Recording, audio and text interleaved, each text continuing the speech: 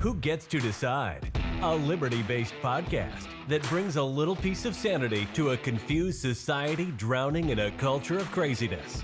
And here is your host, Seth Martin. Well, all right. What's up, everybody, and welcome to another episode of Who Gets to Decide. This is episode 616.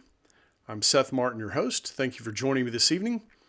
Glad you're here and always happy you are listening. I put together a show today basically in response to all this SNAP benefit stuff.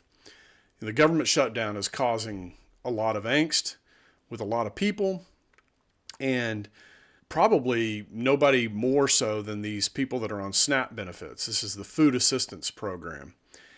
And I'm shocked really at their level of entitlement and brazenness and so on and so forth. So I thought I just captured a couple of videos. I wanted to play them here and talk about what I'm seeing on both sides, actually, on the side of people complaining, and then also the people that are talking about, hey, you need to go get a job, or you need to do this or that. But before I get started on all that, I just wanted to talk a little bit about what is causing this shutdown, because a lot of people are confused about that. And I think we talked about it a few weeks ago or a couple of weeks ago, but I wanted to mention it again here since the bigger thing going on here is the shutdown. And so essentially what's happening is the subsidies have sunsetted on Obamacare. So Obamacare was the Affordable Care Act. That was the act that Obama ran through with only Democratic support, I might add, back in, I think it was 2008 or 2009. And essentially, as part of the bill, the terms of the bill, the government would subsidize insurance benefits. So, for example, if you're paying $3,000 a year in insurance benefits, the government might be paying $8,000 of it or something like that, so that you only have to pay $3,000.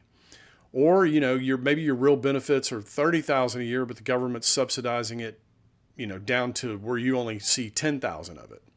And so this has obscured the cost of benefits, the real cost.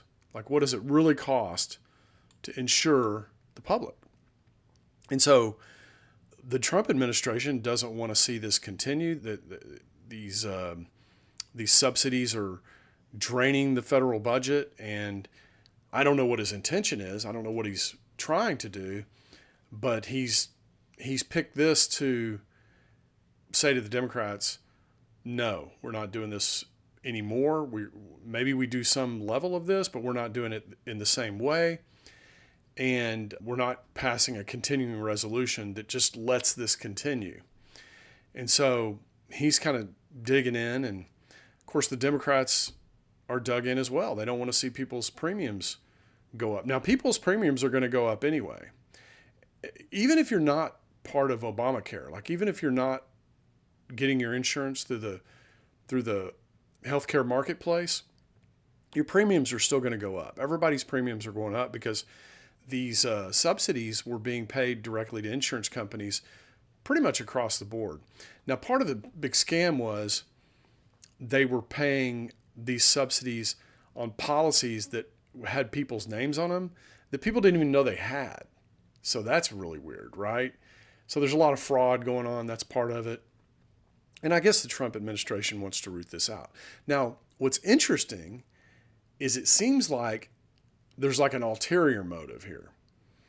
And so I guess there's some rules within the government that if you're in a shutdown, or if there's some sort of emergency budget situation, you can fire a bunch of people. You can just get rid of them. This is a plan that his OMB director has been trying to push forward. And so maybe that's the ulterior motive. I don't really know, because Trump's not saying. Now, right now, for that motive, there's a federal court in California that has temporarily blocked that measure. So they've only laid off about 4,000 people. But I think their goal is to lay off like hundreds of thousands of people, which I think would be awesome, but maybe not awesome if you're going to be one of the ones that's laid off. But I've been on this show for some time talking about that if you're connected to government, either directly or indirectly, you need to go find another job, because this, one way or the other, this is coming to an end, either because we run out of money or because we get proactive and we curtail it. But one way or another, it's coming to an end. So that's kind of the big picture, the overarching scenario around what's going on with the government shutdown and what's driving it. Why is Trump doing this? Why are the Democrats not giving in? That's part of it too. And when you get into these entitlements or things that once people get used to getting some sort of benefit, they don't like it when you take it away. So if you're getting, let's say you're getting insurance through the Affordable Care Act, through the health care marketplace or whatever, and let's say it's costing you, $50 a month, but your premiums are going to go to, I don't know, $1,200 a month, without the subsidy. What you're going to see, if that's me experiencing that, what I'm seeing is my health insurance premiums going up. And that's a real cost to people, right? But the costs aren't new costs. They're just being borne by the government. And what, generally speaking, costs should be burdened by the people that are using whatever it is that costs money. Like if you're going to buy a gallon of milk, then whatever the gallon of milk costs, that should be borne by the person that's buying the gallon of milk who plans to consume it. That just makes sense, right? If you're going to go to McDonald's and buy a Big Mac, then you're expected to pay for the Big Mac. I mean, right? That just makes sense. But we have all these, and Obamacare is not the only one. We have all these goofy kind of arrangements where we as a collective society say, oh, health insurance premiums are too high. Okay, well, the government will pay for it. The problem is, it's kind of like the education system, when these numbers just roll in every year and there's no market forces pushing down on it. Customers leaving, customers coming. The prices go up even faster than they would if it was just inflation, okay? There's no customer saying, well, this is too expensive, I'm out of here. So this is kind of the problem with doing things this way. And I've said this for a long time, the whole healthcare marketplace needs market competition. It's interesting that they call it the healthcare marketplace. There's no market at all, really. You got like 3 companies providing health insurance to people who are either uninsured or maybe they work for themselves, maybe they're retired early. There's a lot of scenarios where people are not getting health insurance through their company. Maybe the company they work for is very small and doesn't provide health insurance. And so they've been buying it through the marketplace, the quote unquote marketplace. So anyway, these are just the scenarios. This is just what's going on. But the response has been, from the shutdown. So I'm going to pivot now from healthcare to SNAP benefits, because one of the things that it's just very eye-opening to me is to watch these people talk about their SNAP benefits and what they're going to do if they don't get their SNAP benefits and stuff like that. And these are like spoiled children, that I'm watching. So I thought we would play some of these and, just talk a little bit about it here on the show and maybe try to understand it, maybe give these people a verbal kick in the ass. I don't know, but I just thought it was pretty eye-opening. So let's play the first one here.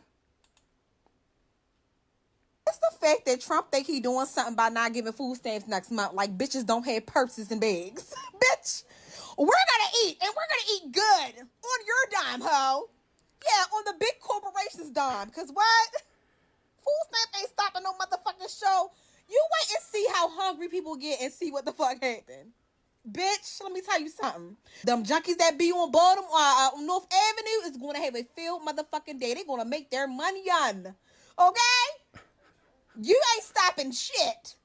Okay, because as long as I got a purse, a car, bitch, some car keys, my baby's just going to eat if I have to. I'm going to do what I got to do. Catch me if you can. Okay. Now, wow, huh? I mean, isn't that crazy? They don't even, I mean, this woman, now look, we have to be careful lumping everybody together, right? But this particular woman, it seems generational, right? She's been doing this for, maybe she grew up this way, or maybe her parents were this way, but she doesn't seem to have any kind of understanding at all about like where food comes from and how people have to produce it. I mean, it's just Trump's bad. I'm going to get my food. My babies are going to eat. I mean, it's really something to think these are fellow Americans. I mean, they are, but it's just, it's almost hard to, I mean, she's not making an argument or anything there. She's just, she believes she's entitled. This is her food. For her to have food is a right. And it doesn't matter if if she's got to enslave somebody to produce it, then in her mind, that's okay. And that's really crazy when you think about it, that we're living with people that think this way. All right, let's jump into another. I've got several here, and I wanted to play a bunch of them just to kind of give you a sense of what is the attitude in American land about this situation. So my sister made a video about how my whole entire family gets EBT. And everyone is calling us bums because we don't work and we live off the government. And we are proud of that. Growing up, this is what we were taught. We were taught to not have to work. We were taught to live off the government because it is there for us to use. And from what I could remember, it all started back with my grandparents. My grandparents used to get the paper coupons to go and pay for food and stuff like that. And that's when I was like, this is free money. Like, what? So living off of EBT is literally a tradition in our family. Once my grandparents passed away, my mom started, applying, and she got approved for all 6 of us kids. And then, once my sister got older, she had her first child, she applied for food stamps, and she got, it was just like a domino effect. One after another, we all got approved for EBT. And guess what? It's not going to stop there. Why? Because I have taught my children, and I'm going to be teaching my grandchildren, that they should do the same thing. They don't have to work. They could just have children, put themselves on EBT, get child support, all of that I do so I don't have to work, they could do it themselves too. Okay, yeah. I mean, it's all about her and how she doesn't want to work. I mean, that's part of it. And she's seen her parents didn't work and her grandparents didn't work, and the American taxpayer was just happy to, take care of them. And as you can see, this has an exponential effect, right? And that's why some of these programs are just blowing up. I used to tell, obviously this is not just brand new, right? I mean, EBT and all this stuff's been around for years, but I used to talk to people about how, look, the government can't hold people accountable. That's just not what the government does. And I would give people an example. I would say, let's say that my neighbor came to me and said, man, Seth, I'm really having a hard time. I just lost my job. Can you loan me $5,000? And let's say I trust the neighbor to pay it back, and I like the guy and whatever, and my family likes his family or whatever. And so I decide to help him out, right? I say, here's $5,000. I'm going to need it back in 3 or 4 months. Is that going to be a problem? No problem. So we come to an agreement. I give him $5,000. Let's say about 2 months into this deal, I see him rolling up into his driveway with like a 75-inch TV. Okay. I mean, what am I going to do, right? I'm going to go over there. I'm going to say, hey, dude, it looks like things are better for you now. How about coughing up that $5,000, bringing it back to me? See, I'm holding him accountable. But the government can't do that. The government is just on cruise control. And every year they ask for more money than they got the year before. That's just the way the government works. And so, you can't set up these programs that create moral hazard. What's moral hazard? Moral hazard is where there's a disconnect between the benefit and the cost. That's what moral hazard is. So If I create a program where person A pays and person B receives, and there's no connection at all to this, that creates moral hazard. And especially where you have kind of a system where we have, like, our immigration system is a chain migration system, right? So when we let illegals in, or even legals for that matter, it doesn't matter if they're legal or illegal, but if a illegal person comes in, they can have children, and those children become citizens, birthright citizenship, which we can talk about. We'll talk about that in a second, maybe. But the problem is, okay, they're citizens now, but they're not becoming Americans. You know, part of becoming an American is understanding that however you used to live wherever you came from, you're not going to live that way anymore. Everybody in America works. Everybody pulls their weight. If you're able-bodied, right, you got 2 arms, 2 legs, and a brain, you work. I mean, even the Bible says, if you don't work, you shouldn't eat. Okay? So all these people that are saying, I ain't working, but I'm going to get my food and, whatever. Maybe you will, maybe you won't, but I know what the right thing is. The right thing is that you shouldn't eat if you don't work. But we've completely separated resources from what it takes to produce resources. This is part of what the money has done. If money has no value to the person issuing it, like for me, $100 maybe has some value, right? I'm going to hold on to that $100 tight. But if you just got a printing press, $100 is nothing. What? I can just give it to these people and they'll vote for me? Well, let me just give them a truckload of it, right? But the money has been separated from the resource. The resource in this case is food, right? But the money to buy food is not coming from the people in the form of earning it. It's coming directly from the government. So it's theft from my pocket and a transfer directly to somebody who doesn't want to work. I mean, that's essentially what it is. This is why we always say taxation is theft. This is not just a saying. It literally is. It's a theft from me to try to buy somebody else's vote, or, I don't know, keep some group of the population docile so they don't rise up and want to overthrow the government or something. But you can see that this is not a solution. This solution eventually gets out of control. And maybe that's now. Maybe it's out of control now. All right, let's jump into the next one. I think that's 3. Let's see. And with food stamps getting cut off next month, like, I don't have a kid that eats like a grown man. I eat like a grown man. We like steak and lobster. Yeah, you like food. Yeah, we like food. We like steak and lobster. So I want everybody to be prepared for me and my kid to be at their house for Thanksgiving. Yeah, my mommy is over here. My mama is now here. Yup, we're straight. Yup, and we're gonna eat your food. Period. We're coming to your house and we're gonna eat all your food. Because what's cutting the snaps off for November? Like, the 3-year-old don't eat like a grown man. So yeah, I just want everybody to be prepared for me and my penguin to come and sit at your dinner tables, because we need that. We're on that. All right. Well, get ready. You're going to have more people over for Thanksgiving than you think you are.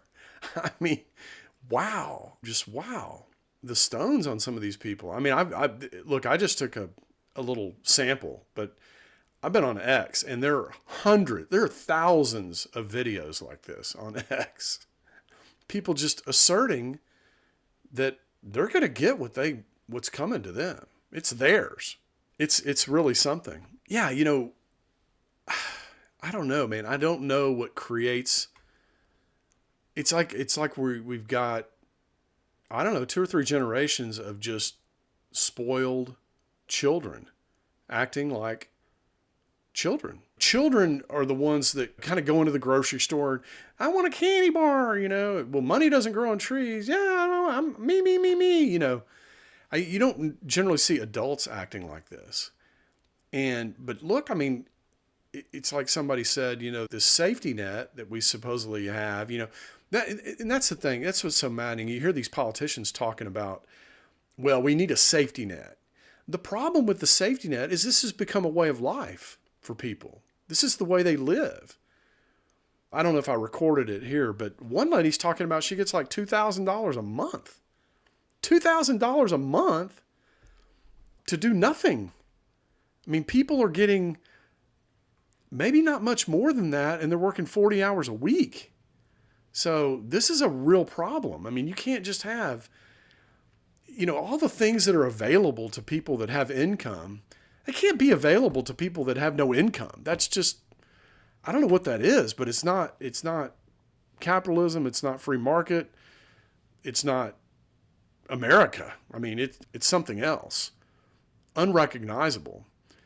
And of course, if we don't deal with this, America will become unrecognizable itself, because this cannot go forever. I mean, eventually, it's like the famous saying, the problem with socialism, I think Margaret Thatcher said this, the problem with socialism is you eventually run out of other people's money. Yeah. Either the people that are making the money decide, screw it, I'm tired of working 6 months out of the year to keep the next 6 months. Or I'm tired of working 12 months out of the year to only keep 6 months of what I make.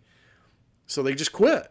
This is the story of Atlas Shrugged, by the way. If you go see that movie or if you read the book, which I highly recommend, by the way, it's kind of what started me on this journey. This libertarian journey is you could just, it fast forwarded through these types of decisions and kind of led you to where it naturally goes. And America, the reason it's taking so long in America, there's a couple reasons it's taking a long time in America. One of them is America just has a lot, or had a lot, okay? And we've been living off our capital. Like we've been just spending our capital, and we've been living off that. We haven't been replenishing it. And you can tell this by just looking at the roads and the bridges and all the quote unquote infrastructure. Oh, we need to repair our infrastructure. Yeah, the problem is every time we do something like that, every time we pass $1 trillion for infrastructure, it goes into the pockets of a bunch of connected people, and we, the people, don't get any infrastructure out of it. So we shouldn't be letting the government do infrastructure, just like we shouldn't be letting them provide food benefits to people who quote unquote need it. Okay? What we should do is let churches and private organizations decide who needs it. Okay? They can hold people accountable. And they want to do it. And people do want to donate. People do donate their time and their money when they think it's going to be well spent. They don't like to donate their time. They don't like having their money stolen from them, from the government, because they know it's not going to be well spent. All right, let's see what this fourth clip looks like. I don't want to sound like I'm overthinking it, because I know a lot of y'all can't keep up, but this SNAP benefit situation clearly shows y'all could not survive a world built off natural selection. If the government really stood back, if they just let everything go and let the world be who they want to be without them, y'all would not survive. Let's say they just only protected us from invasion of other countries, but you have to do everything else yourself. Y'all would not survive the natural selection. You couldn't get your own food. You couldn't keep your own crib. You couldn't educate your own kids. Y'all would literally not survive a world of natural selection. Y'all response to the SNAP benefits is don't celebrate the holiday. Keep your money. Everyone's going to be affected because food prices going to go up. Yeah, but this is natural selection. This is how the world moves. Without the government, right? What y'all going to do when all those wolves start attacking the sheeps? You either going to turn into a wolf yourself, you going to follow behind them like a fox, or you going to be slaughtered. That's how natural selection works. And there's one issue with just benefits. It's showing y'all that y'all are biting the hand that feeds you. A lot of y'all are against the government. You constantly protesting. You constantly talking about them. But then you turn to the same internet where you're bashing them and you're trying to hold them accountable to continue to feed you and put food on your table. They don't have to do that. This is them showing you we don't have to do a lot of the things we do. But they understand the benefits of who they are. And a lot of people take it for granted. You can't be biting the hand that feeds you and then turning around and talking shit about the person who that hand belonged to. Yeah, that's a different take on things for sure. I personally don't believe in natural selection, but I do believe in survival of the fittest. I mean, there is an element that, it kind of goes back to this whole equality thing. We're born equal. That's it. But, if I never pick up a book or I never take an interest in the way the world works, why would I expect to have some of the things that the world has to offer? I mean, there's a disconnect there. There's a disconnect between understanding what the world has and then how do I get it? How do I put myself in a position to get these benefits? With a government that has an unlimited budget because it has a printing press and can ship money, can export dollars all over the world, this looks possible. This looks like this is working. I had this conversation with my wife the other day. We were talking about, we were talking about a bunch of different things. We were talking about Medicare and Medicaid. And I just asked her, I said, is it working? And she said, yeah, it seems to be working. I said, well, what about this $38 trillion on the other side of the ledger? I mean, you're an accountant. If somebody had a business and they came to you and said, okay, we have 24 trillion in revenue, but every year this side of the ledger gets bigger and bigger and bigger, but it's working. I mean, what would you say as an accountant? You would say, well, actually, you know what? No, it's not working.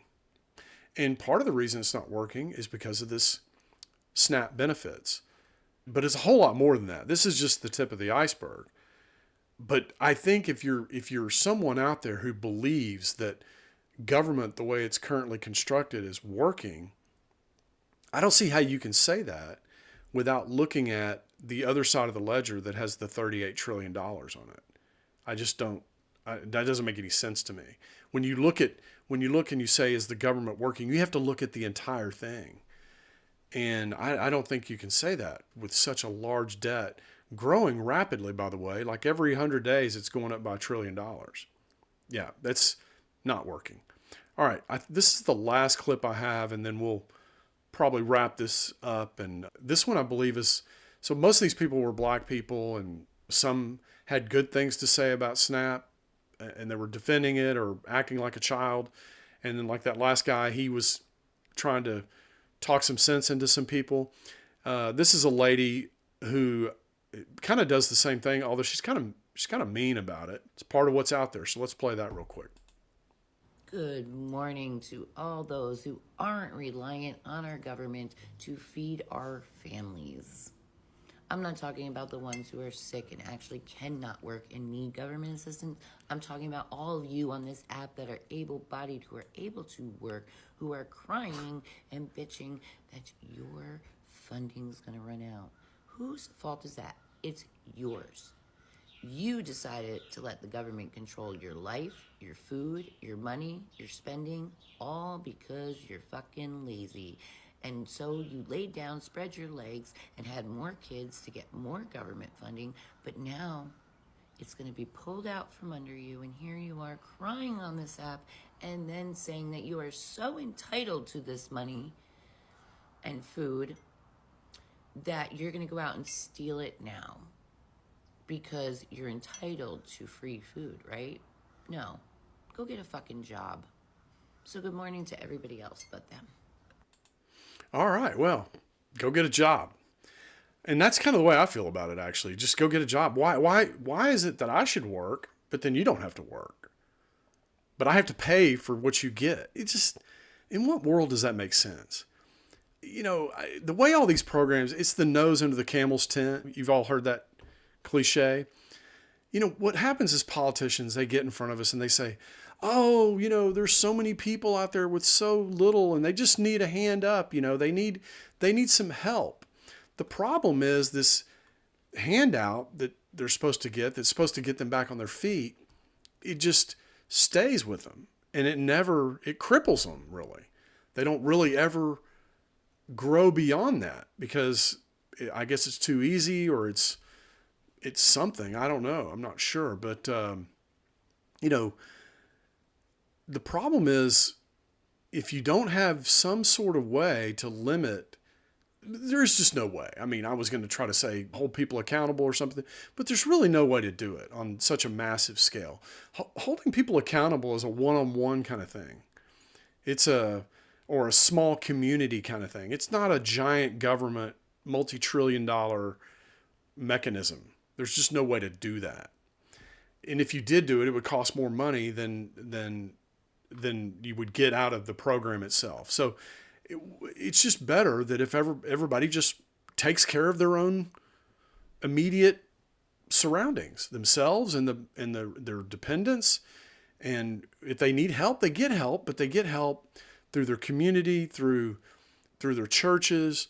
This is the way we used to do it in America before the government could just reach into our payroll and just extract so much of us. So essentially you and I are being enslaved so that these people that I showed you videos of can have as many kids as they want and raise. This is one of the reasons why, like, white people, I mean, this is kind of ugly to say, but white people really aren't having children in the same numbers that Hispanics and blacks and some of these other people are having. And the reason they're not is because they're the one paying all the bills.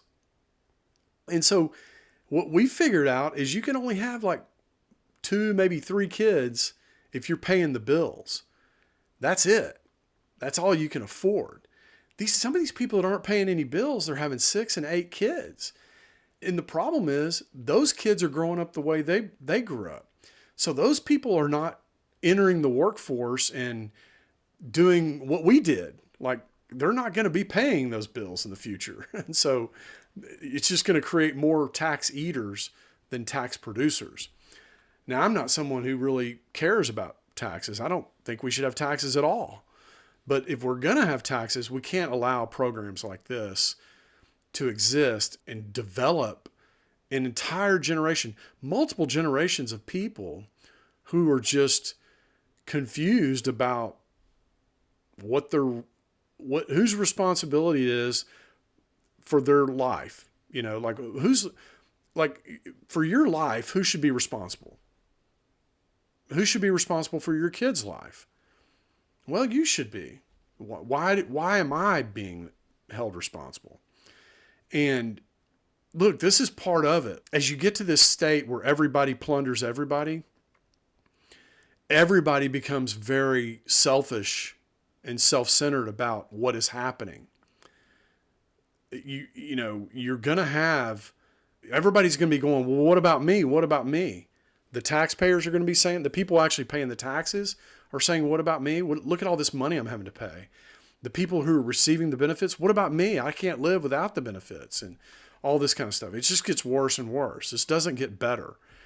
And, you know, going back to the very beginning of the show, maybe, I don't know, but maybe Trump, his timing is really good for being president now. I don't know. Some people will argue that Lincoln's timing was really good for the country. I don't know if I agree with that. But there are times in history where you need, somehow you either need to get back on track or the whole thing needs to just go away. And my preference would be for the whole thing to go away and just have us all break up into 50 states and have real money, like honest money, hard money, money that can't be produced or issued by the government. But we're a long way from that. And not getting close to that anytime soon. I think we're going to be forced into that eventually. But right now we got, you know, man, we got people that literally, they're going to go, Walmart was talking about closing. I don't know if y'all heard this or not, but they're talking about just closing their stores on November 1st. And if you want to buy something from Walmart, you have to buy it online. Of course, if you buy it online, you have to put in a credit card and pay, right? Or you don't get an order. So I don't know if that's going to happen or not. I thought that was interesting that they weighed in on this. Like, hey, you're not going to be just stealing from us. I mean, think about how many stores Walmart has nationwide. And the entire inventory could be wiped out in an afternoon situation of all their stores nationwide. I mean, how many tens of billions of dollars would that cost? So they're not willing to take that hit. They're talking about closing down, and I'm sure Target's thinking about the same thing. And I didn't do it, but just when you get a chance in your neighborhood, just pull up your app on your phone and type in like Target or Walmart, and notice and look at the part of the map which is considered the bad part of town, and just notice how few stores they have in those areas. I mean, everybody knows where your bad part of town is.